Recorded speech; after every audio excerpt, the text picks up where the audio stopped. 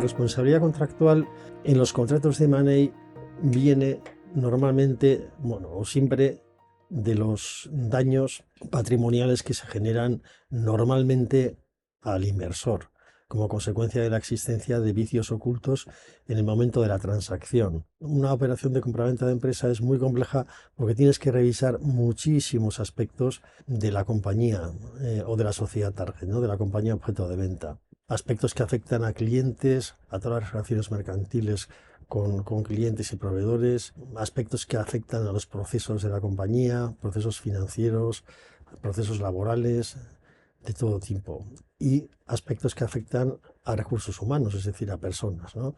Todo esto es una fuente potencial de riesgo tremenda.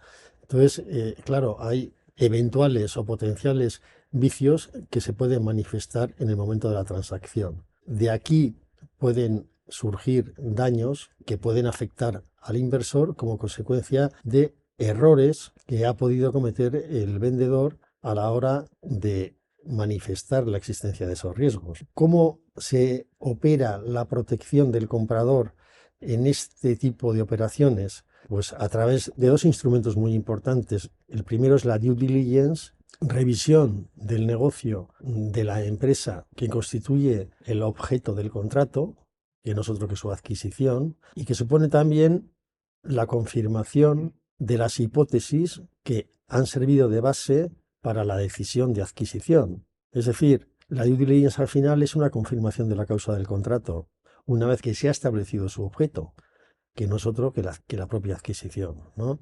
La revisión de la empresa, de la sociedad target, en todos los aspectos que he mencionado antes, es absolutamente fundamental para generar una seguridad jurídica al inversor. Y también lo es, en segundo lugar, la realización de una serie de manifestaciones por parte del vendedor complementarias de esta due diligence o esta revisión a fondo de todos los procesos de la compañía, porque a través de las manifestaciones lo que hace o realiza el vendedor es una confirmación de que toda la revisión de los aspectos claves que se han llevado a cabo en el proceso de due diligence efectivamente responden a una veracidad de la revisión de esos aspectos, con lo cual el vendedor lo que realiza es una confirmación de esas claves, ¿no?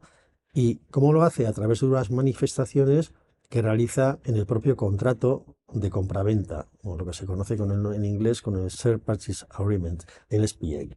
Esta es la doble protección de la que goza el comprador de forma básica, es decir, la realización de la due diligence por una parte y la protección que le dispensa las manifestaciones contractuales del vendedor. Hay que decir que una vez conseguida y bien conseguida esta protección del inversor o del comprador, también deberemos proteger la seguridad jurídica del vendedor. ¿Y cómo conseguimos esta protección de la seguridad jurídica del vendedor? Pues haciendo, una vez conseguida la del comprador, que el negocio jurídico no sea reversible, o sea lo menos reversible posible, porque ya está asentada o conseguida esa seguridad jurídica del comprador.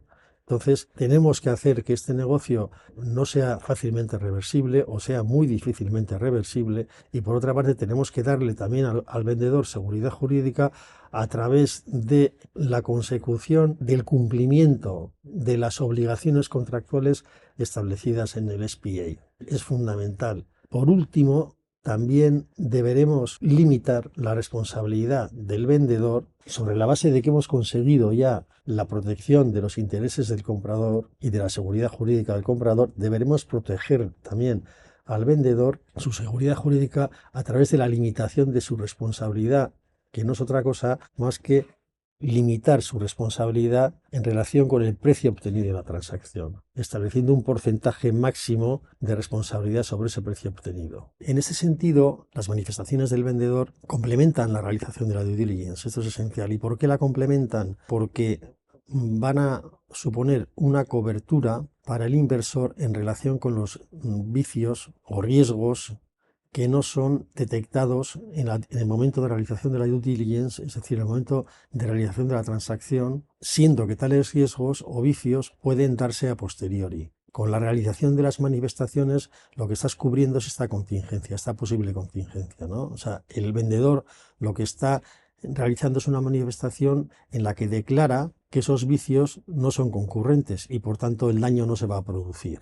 Una vez que ese daño se produjera, el vendedor, al haberse producido ese daño en contradicción con la manifestación que había realizado, tendrá que responder del acaecimiento de ese daño patrimonial, a no ser que ese vicio hubiera sido fácilmente detectable en el momento de la realización de la due diligence o incluso hubiera sido conocido, en cuyo caso el vendedor no debería responder. Las manifestaciones bajo este punto de vista suponen un compromiso contractual, es decir, una falsedad o inexactitud en la realización de una manifestación supone un incumplimiento contractual, y ese incumplimiento contractual, en la medida en que va a generar un daño patrimonial al inversor como consecuencia del acaecimiento o como consecuencia de la existencia de un vicio que no fue detectado en el momento de la realización de la due diligence, va a generar una obligación de compensación o indemnización a cargo del vendedor.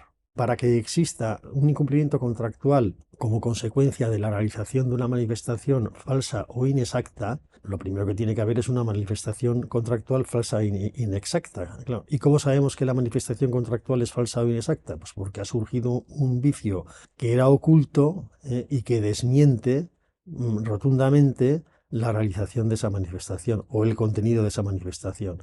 Y en tercer lugar, lo que tiene que acaecer también es un daño patrimonial como consecuencia de la confianza que el comprador o inversor ha tenido a la hora de confiar en esas manifestaciones del vendedor. Las manifestaciones son importantísimas porque, a pesar de que el Código Civil, por ejemplo, el artículo 1484, responsabiliza al vendedor del saneamiento de los vicios ocultos, a no ser que el comprador los conociera o que para el comprador fueran fácilmente detectables, las manifestaciones digo que son fundamentales porque, a pesar de ello, es decir, a pesar de que el vicio fuera fácilmente detectable para el comprador, si el vendedor realizó una manifestación en sentido contrario a la existencia de ese vicio, diciendo que ese vicio no se podía producir, aunque fuera detectable fácilmente para el comprador, el vendedor tiene la responsabilidad de compensar al inversor por ese daño patrimonial que en el futuro pudiera acaecer.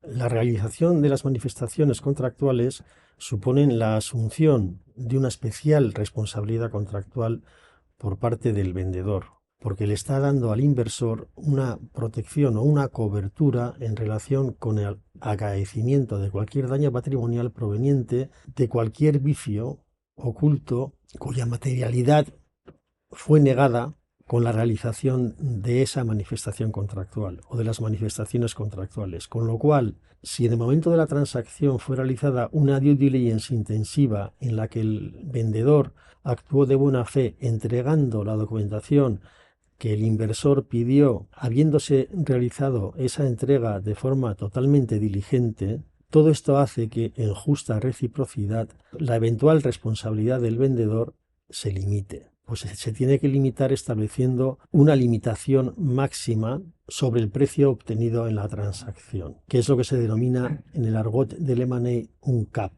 Es decir, si se ha cobrado 100 por parte del vendedor, pues habrá que limitar esa responsabilidad con un máximo por el cual tendrá que responder por todos los conceptos en relación con el inversor. Entonces, ese máximo normalmente en los contratos de M&A se suele establecer entre un 20% y un 40% del precio obtenido en condiciones normales. Estos límites de responsabilidad que se establecen en favor del vendedor son cualitativos, en relación con la naturaleza del daño y el origen del mismo, es decir, una conducta dolosa por parte del vendedor no es limitable, está expresamente prohibido por ley, es una norma imperativa. Por otra parte, la limitación de la responsabilidad del vendedor se debe establecer temporalmente. Normalmente se establece en relación con los eventuales daños una limitación temporal que suele oscilar entre 12 y 24 meses, o sea, 1 o 2 años, a excepción de aquellos daños que pueden provenir de actuaciones administrativas sometidas a prescripción legal, como por ejemplo